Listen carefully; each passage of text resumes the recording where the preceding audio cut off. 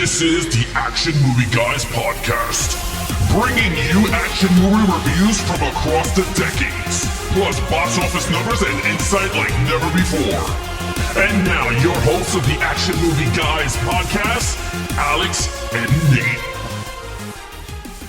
Welcome, everyone, to a brand new episode of the Action Movie Guys podcast, episode 185, The Amazing Spider-Man 2 from 2014. I'm your host, Alex Figueroa, and my co-host is Nate from Netflix Reviews. All right, Nate, we're continuing our watch through with The Amazing Spider-Man. Now we're up to part 2. How long has it been since you've seen the sequel? I haven't watched it since maybe 2015.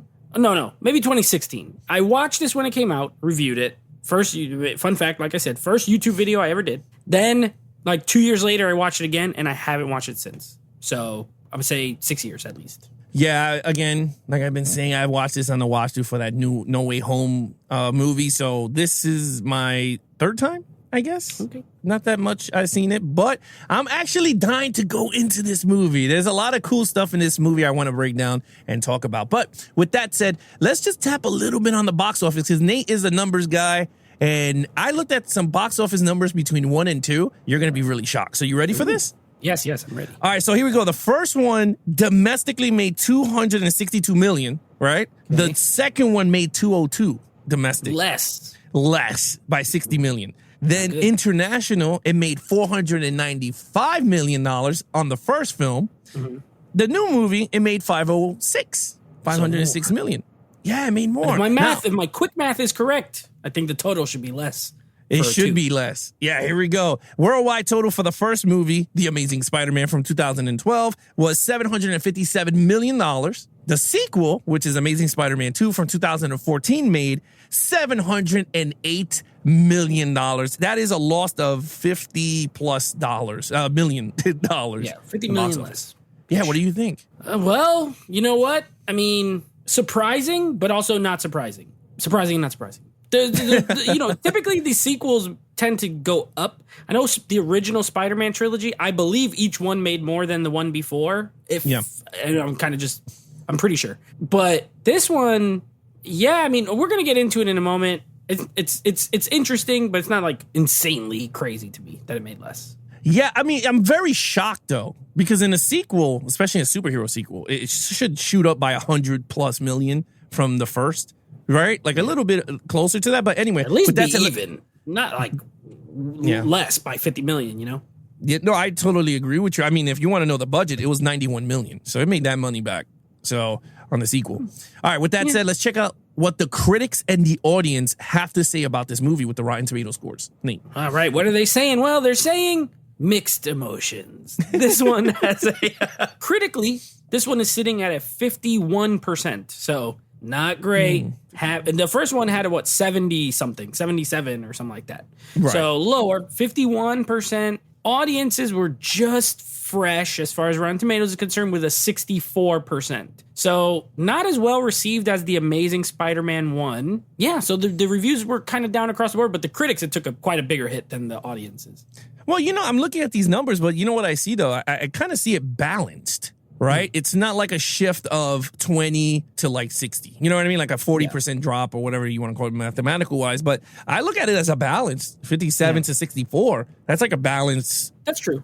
You know what I mean? Like it looks balanced to me. But again, we throw those scores out and we're going to give you guys now our honest opinion on this movie review. So with that said, let's start it off again with the lead character, Andrew Garfield, as Peter Parker and Spider-Man. Nate. All right, now there's a lot of things in this. So this is going to be an interesting review because, like I told Alex, the first time I watched this, I really liked it. I gave it a positive review. You go Netflix movie reviews on YouTube. You can see my review; it's still there. It's 8 years old at this point, but I liked it. The second time I watched it, I hated it. Like I didn't like it at all. I'm like, what happened? So this was a fun rewatch to see where I kind of land at this point in my life, having not seen it in forever. Now, I think. One of the things that carried over from the first movie that didn't take any sort of dip for me was Andrew Garfield. I still think he's great in this movie. He's not the problem. His acting is still good. His chemistry with Emma Stone as Gwen Stacy is, I would say, even better in this movie than it was in the first movie. I know at this point in real life they had started dating. Maybe that helps. I don't know, but I felt it more this movie, and the actual story of them helps. I thought that was great. His relationship with Aunt May is still really good. I love the scene where she finds him in the room and she's like, "You're my boy," all that's really cute, and they did a good job. Like, I like that dynamic. The only thing I don't like I'll save it for story. I think he was fantastic. I think he was still really good as Spider-Man, and I think he's really good as Peter Parker. Now, in this one, for some reason, more than the last one, he looks like real old, too older to be like even just graduating high school. But that's okay. We'll give it the pass. One thing. Why do these original movies, the first series and this one, maybe you can answer this. You probably can't, but I'm going to ask you anyway. Why do they always want to get Peter Parker out of high school? Is it just because he's an older actor every time and it's like he can't play high school for that long? Because in the first series, he's only in high school for the first movie. Yeah. In this one, he graduates at the very beginning of the movie. So again, no longer in high school.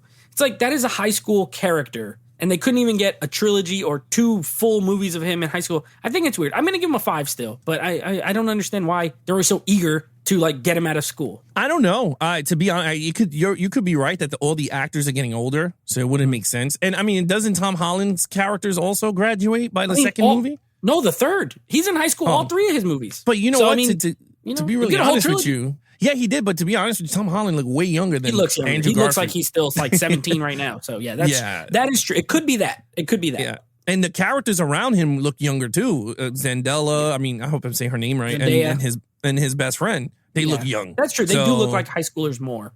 Yeah, so that could be it. I mean, you might be right with that, but so what did you give it? I'm sorry. I gave him a 5. Yeah, I don't think he slipped from the first movie to this one. Yeah, look, I'm gonna tell you, I'm jumping on board with you, man. I gave it a 5. He is excellent as Peter Parker / Spider-Man. I can't see why they not greenlight a green one. A third one. We're gonna, like I said, we're gonna break it down. Overall, I'll give more why I believe they should have gave a third one. But honestly, from Andrew Garfield's point of view, he was he was way better. And I'm gonna say it right now, I'm on recording, on audio and video. He is way better than Tobey Maguire as Spider-Man and Peter Parker.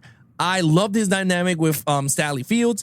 They are so perfect together, and I felt the emotions of that Aunt May with that Peter Parker over Tobey Maguire and the old lady. I don't know her name, but that old lady. Rosemary Harris, I think, is the actress. Yeah, I did not feel that passion of those characters there. In this one, I felt it. I don't know why.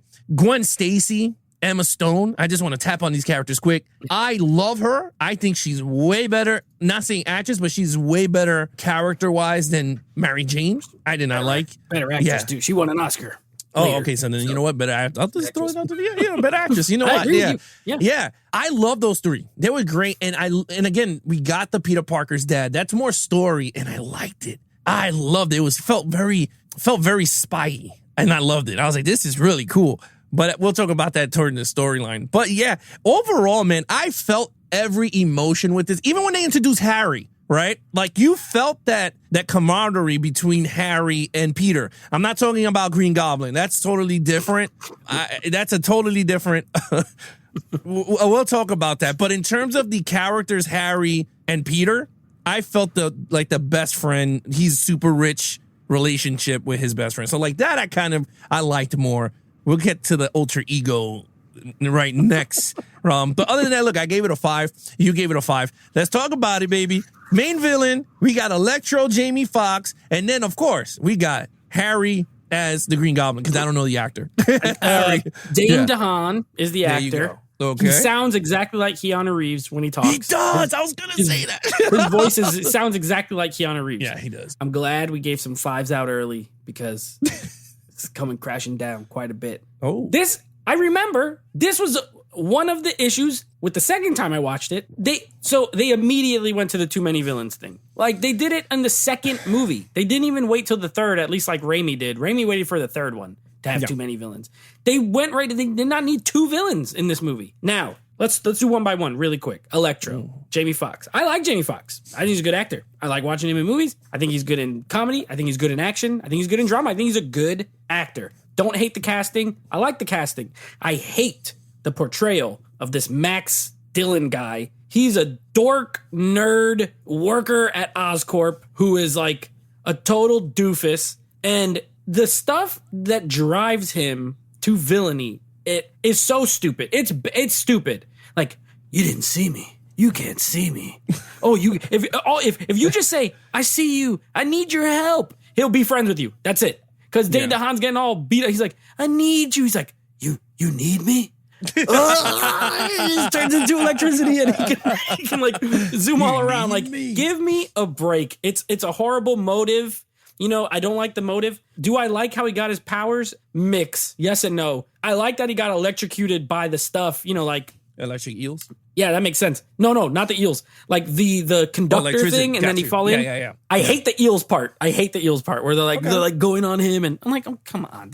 I get it, it's a comic book movie, but I don't like it. And then once he is Electro, I like his design. It's different than the comics, but I'm okay with it. The blue, you know, like it was cool. I thought it was cool until he hooks up with Harry and he shows up with that suit. This magic suit that he all of a sudden got that has a little lightning bolt on it. I'm like, when did they make this? Who sewed this? Who made this thing? Like, we need this suit that has a lightning on it. Get it? Because he's electricity. And then he has a little thing on his head that shows how much power he has. And oh my God, I mean, this is horrible. Like, it doesn't make sense why that's there. Yeah. He can't see it. So who needs to know if he's overpowered besides the audience? You know, it's just there for there to be a scene later where it goes overpowered and blows up. Like, oh my God. So Overload. Yeah, I do not like the portrayal. I do not like the motivations. So not good. Then we get to Harry. Now, I love me some James Franco. If you guys remember, me and Alex both enjoyed us some James Franco, especially Spider-Man 3. James Franco was the man in that movie.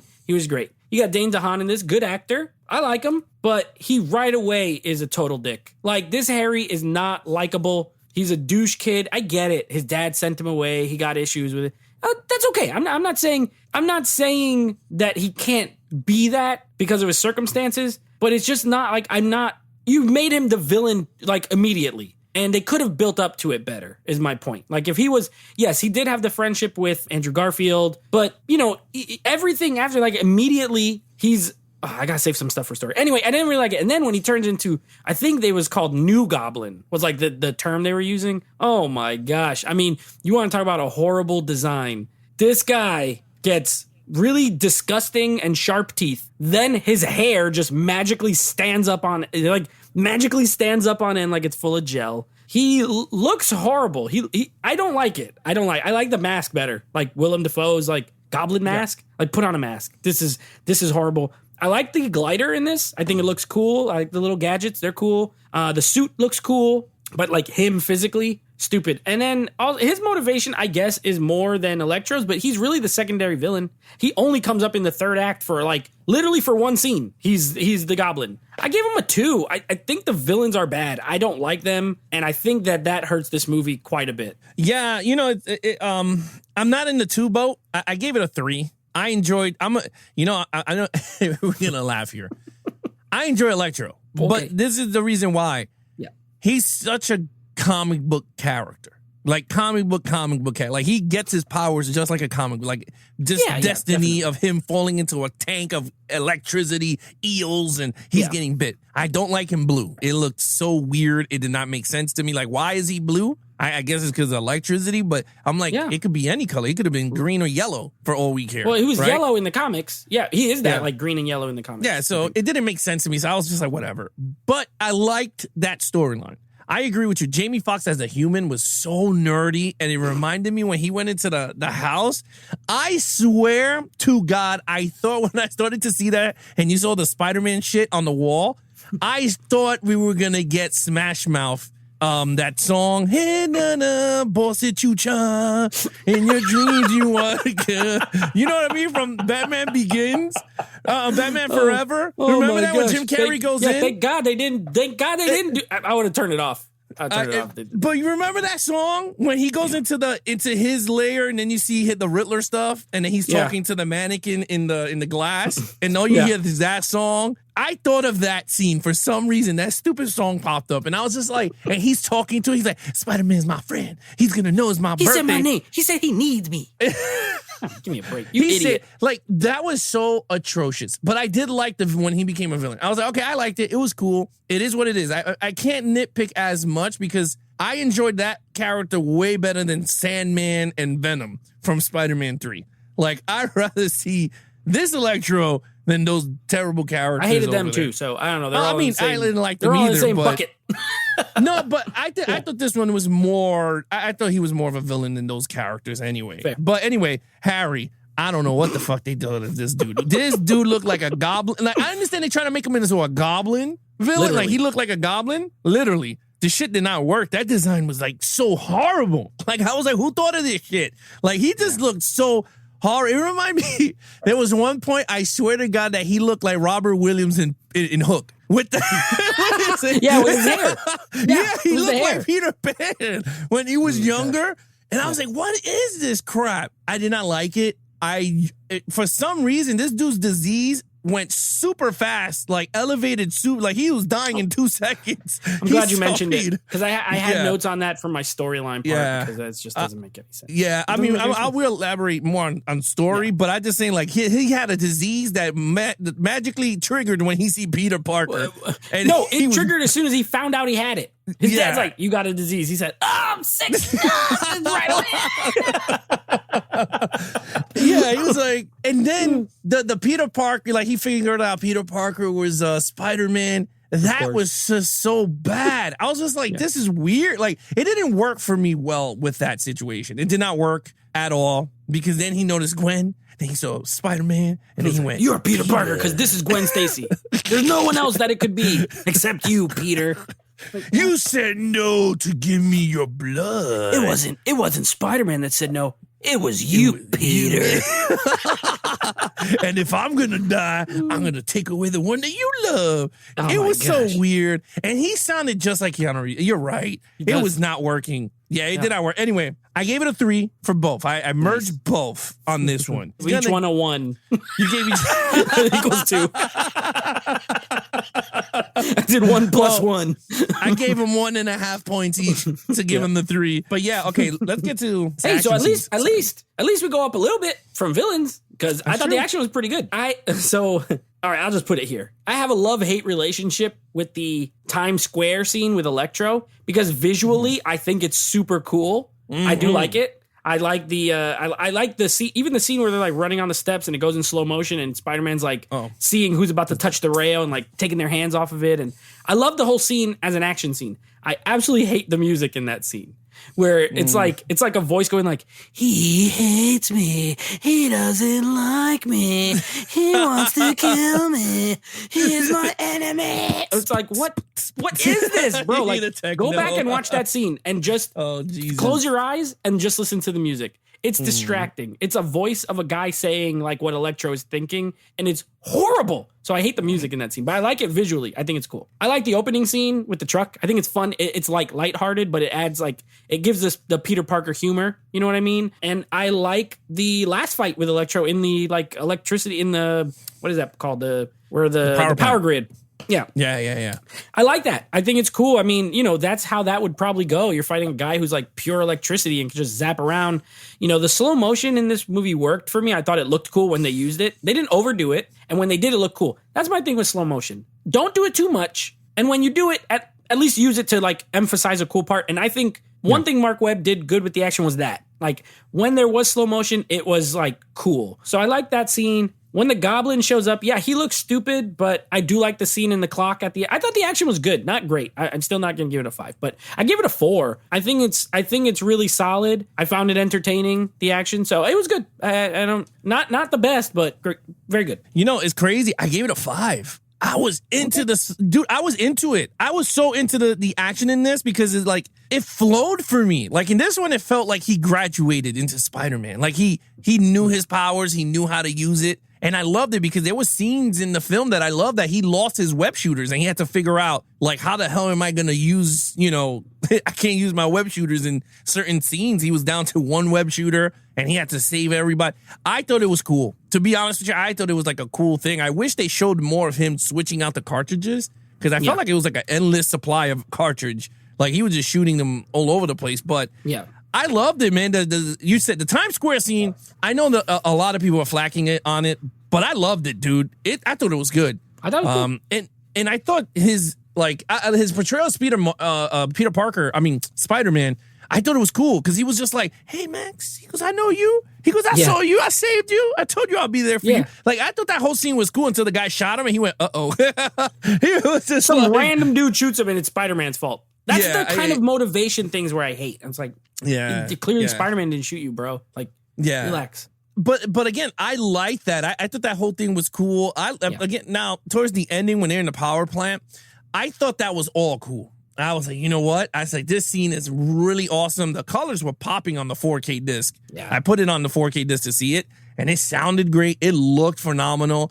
Once the Goblin showed up, I thought it was pretty cool. His designer was a piece of shit, but I thought him adding to the fight was actually pretty cool, and it worked because he got rid of Electro, and now he had to fight Green Goblin, and that's when we lost Gwen Stacy. And I was like, yo, that scene was actually pretty emotional, but it was good, though, because the buildup was crazy, though, because he took her all the way up to the top, and she was like, let me go. And he was like, okay. And all that Spider-Man-isms, I loved it.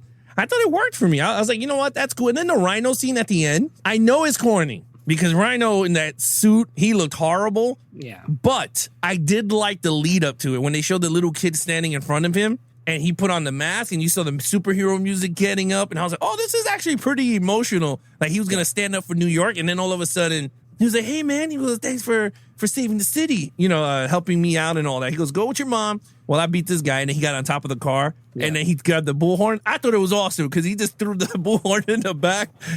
So I thought that was cool. And then another ending with a cool shot of him swinging the sewer to hit him. Like that would be a poster that I would love to put over, like a wide panoramic style. I think both of these movies ended with like really cool poster looking shots. Like a comic book cover. Yeah, because he looked like he was going to rock him with that sewer cap. He looked like he was going to rock him, man, hard. I gave the action a 5, man. I thought it was a top-notch sequence. All right, so you gave it a 3? A 4. You gave it a 3. I'm sorry, you gave it a 4. I gave it a 5. Storyline. Coming back down. This is it. This thing is a roller coaster. This movie's a roller coaster because we're going up, and then we're going down, and we're going up. Now we're coming back down. Look, there's things I like in this movie, and there's things I really hate. Okay, things I like. Again, I like most of what happens with Peter Parker. You mentioned that you liked the thing with him and Harry, or you like that. I didn't like it because it's weird. They haven't seen each other since they were like 10 years old or 11 years old, and then they see each other as 18, and they're like best friends again. Now, I had friends when I was 11 years old, when I was in elementary school. If I saw any of them way later in high school, we would not just be best friends again. Like, it's kind of weird to me, but that's just me. I'm looking at it through my eyes. I'm like, I don't know. It didn't totally work for me. And again, but anyway, I like the Peter stuff besides that. I love the thing with him and Gwen. He was always seeing the dad, everywhere he goes, he can't stop seeing the dad. He's like, I can't do it. They break up. And she's like, no, I break up with you, Peter. I break up with you. And then she calls him, and then they're hanging out. And I like all that. I was with it. I was with it. This was a better breakup storyline than Peter and Mary Jane in Spider-Man 3, in my opinion. This was better because this felt more real. You know what I mean? Like he wanted to be with her, but he was just felt too guilty. She really liked him. It wasn't so stupid or melodramatic. And then even after that, she calls him. They try to be friends. I like it. I dig it. Okay. That's good. I like her storyline, Gwen, too. She gets way more to do in this movie. She has her own, storyline because not only does she have the relationship with Peter, she also is worried about going to England. She might go to Oxford to go to school and how that's going to affect their relationship.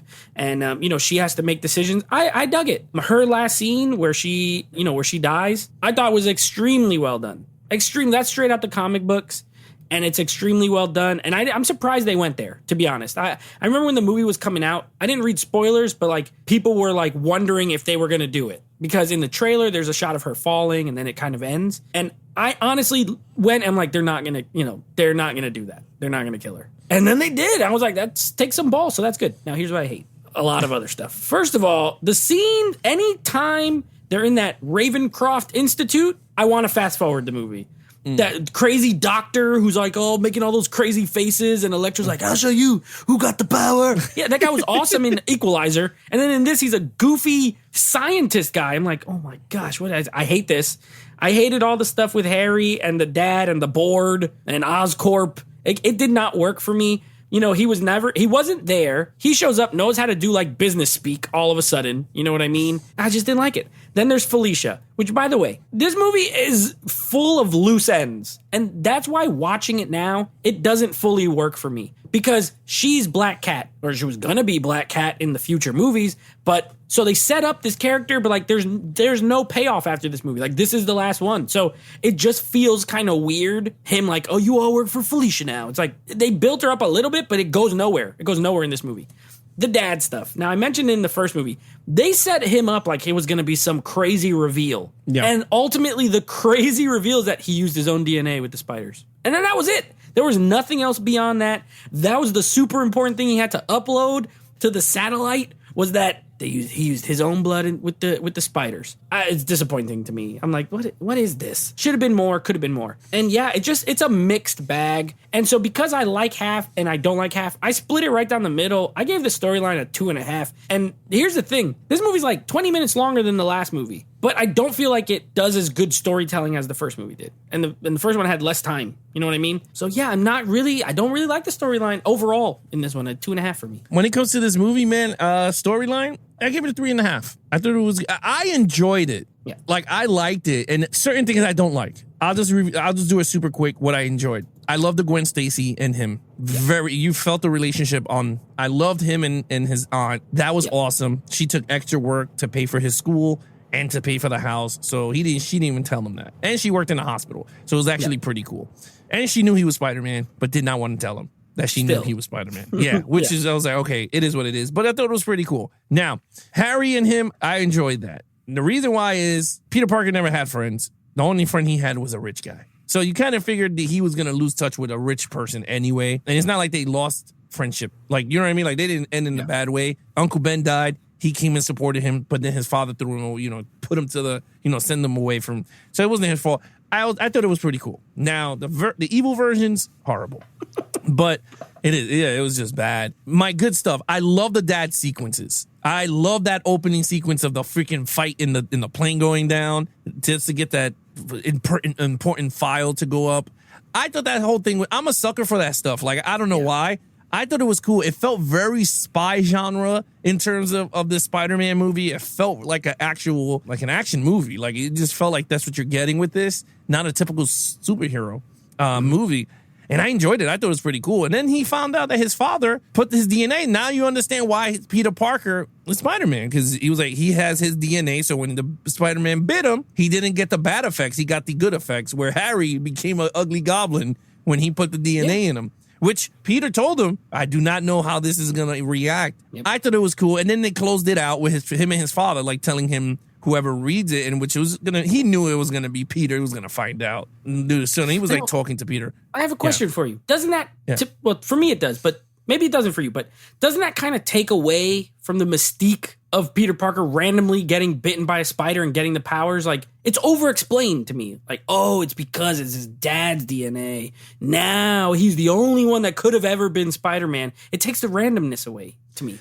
It does take away the randomness, but I think for this storyline, I thought it was pretty cool because it was a cool spin to the original. Like I thought it was a pretty cool spin. Yeah. I agree with you. If it was Peter Parker the whole time and that means everyone that got bit by that spider would have became evil because they would have looked ugly. But I agree with you. It takes away that randomness of like the comic book, but I think it worked for the film because it felt very like, holy crap, like his father worked on this. And it was kind of destiny, right? Because he walked into, it's not like his father gave him the spider to get bit. He walked into the spot. He did not know, and then he got bit by it. So technically it's kind of random, but you're right. It's not anyone that could get bit by this spider become Spider-Man. But yeah, I agree with you with it. I thought I gave it the uniqueness. Yeah, I like the uniqueness of the story, which I was like, okay, that's a pretty cool story for the newer modern version they want.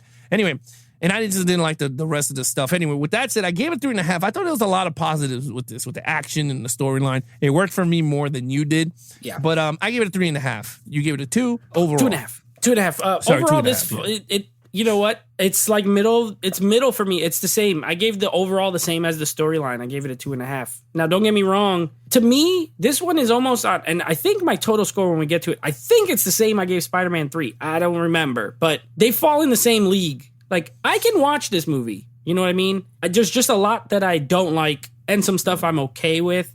I don't think it's as bad as the rest of the world seems to think it is now. You know what I mean? But there's just too many things that while I'm watching it, I'm like, ugh, like, I don't like that.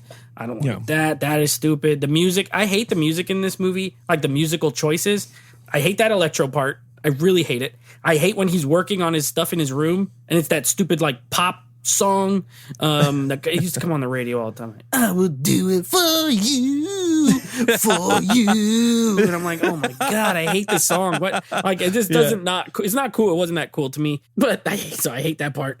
And it's little things, but it's like 20 little things across a 2.5 hour movie that's like bugs me. Overall, though, I like the end. Now, I do think this is another movie where you get an ending that you will get no payoff for, so it's dumb because they're trying to set up the Sinister Six. Yeah, the Rhino, you saw the vulture wings, you saw the Doc Ock, suit, and he's asking him, how many people do we want to get? And he's like, keep it small. And all of a sudden he's healed. Like, he's only a goblin for that 10 minutes. Then he gets beat up and then he's not a goblin anymore. And he's like, it comes and goes. And I'm like, bro, your dad was like 60 years old before he turned all nasty. You were 18 years old. You turned nasty right away. That's, to your point about how quick it happened. It was dumb. Like, why is he already turning green when this guy's in videos with Peter Parker's dad and he's not green? He's just, regular. So it was weird. I don't get it. And also, what kind of disease is that it just magically shows up when you turn 18? It's like, when you turn 18, you're going to turn into a green goblin. That means when he had sex with his mom, he was the goblin. Exactly. Right? Maybe. So she should have been a goblin too. I don't know. But Harry never has a mom. He's always dead. So anyway, it's half and half. I don't hate this movie, but I don't really like it that much. It does look great, visually. There's a lot of cool stuff, and the love story's good, but everything else is just so for me. So 2.5. I couldn't give it higher. I'm gonna be the one, man. I'm gonna be the one.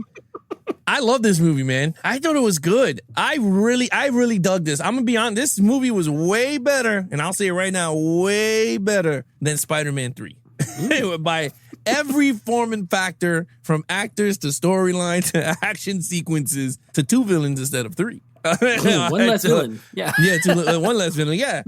I gave it a 4.5. I really enjoyed this. And I think what worked for me in terms of the entire package, I loved the tone of the movie. It felt like a DC comic come to life. To me, I liked it. I thought the realism version of Spider-Man worked for me instead of that comic booky. But didn't this one feel way more comic booky than Amazing Spider-Man 1? It's way more colorful. It did. It's way lighter. It did. It's weird. The tone was a little different. But I mean, like, in terms of the package, I felt like it felt very more modern version of a real life Spider-Man. And I liked it. I thought it was great. I thought it was good. And I dug it. And I think I love, so far we're up to 2, but I love Andrew Garfield way better as Peter Parker and Spider-Man. And like I was saying before, they should have greenlighted a part 3 because I think he would have been awesome just to finish off the trilogy. Give him a third one, and it would have been awesome. Him versus the Sinister Six, like you said, would have been a perfect ending to that whole trilogy in the arc. But again, and you had, like I said, you had Felicia introduced. She was going to be Black Cat. Yeah. Probably would have worked with him. She was always an anti-hero type, a Catwoman type. She probably would have worked with him. And Shailene Woodley was in this movie as Mary Jane, and they cut all her scenes. So they did introduce the character, and Shailene Woodley she at the time especially was like a very up-and-comer, actress. Would have been interesting. I like her better than Kirsten Dunst too. So, but they cut all her scenes. So there was a lot of potential, but also I think they were trying to go too big, too fast also at the same time, Yeah. I mean, after the success of 1, I don't understand why. But anyway, it is what it is. I gave it a 4.5. You gave it a 3? 2.5. Oh, 2.5. Yeah. That's a big 2-point drop. But with that said, what's your total points? 16 out of a 25, which is That's not bad. Not that low. No, it's not bad. I don't think the movie's horrible. I just have a lot of problems with it. But it's still a mostly fun watch. Good, solid action. Andrew, I agree. Where I do agree with you is I always liked Andrew Garfield better than Tobey Maguire. And I get a lot of crap for my age group. I'm supposed to love Tobey Maguire because he was the first one and he was the one when I grew up. Freak that. I don't care if he was the one when I grew up. Andrew Garfield's better. He's better. Yeah. And he was, well, we haven't gotten to it yet, but he was better in No Way Home, too. So suck on that. Yeah, so anyway, I like Andrew Garfield better, so I agree with you. 16 out of 25. Yeah, look, for me, it's a 21 out of a 25. I really dig this movie, and I agree with you. I do not understand why a lot of people are giving this movie a lot of flack. It is better than Green Lantern. Better than Wonder Woman 84. This is better than Morbius. It came out 10 years ago. Yeah, honestly, there's a lot of superhero movies that this movie surpasses those pieces of shit that we paid for to watch. So I don't want to hear nothing. And I agree with you. I will back you on this. Andrew Garfield is a way better Spider-Man than Tobey Maguire. But again, different style of scripts. But I don't nostalgia care. For Tobey. That's why. Yeah, I think so. But anyway, it is what it is. But with that said, 21 for me, 16 for you. What is coming up next on the podcast? Oh, baby. You know, we're moving on. We're done with Andrew Garfield. He only got 2. He's the shortest tenured Spider-Man. I mean, technically, Tom Holland's the most because he was also in Avengers movies and Civil War, and he's played them like 7 times or something. But our next solo Spider-Man movie is going to be Spider-Man Homecoming. So we're getting into the Tom Holland MCU. This is the MCU Spider-Man. So we're going to be doing that. And of course, next week, or the next episode, I should say, Cruising with Tom. We got Oblivion, which I think was the first time watch for you? Yes, it was the first time watch for you. So we're going to do a little bit of Oblivion. So keep an ear and an eye out for that as well. Yeah, for those of you out there that want to follow us on our social media accounts, please follow Nate over on Instagram at Netflix Reviews.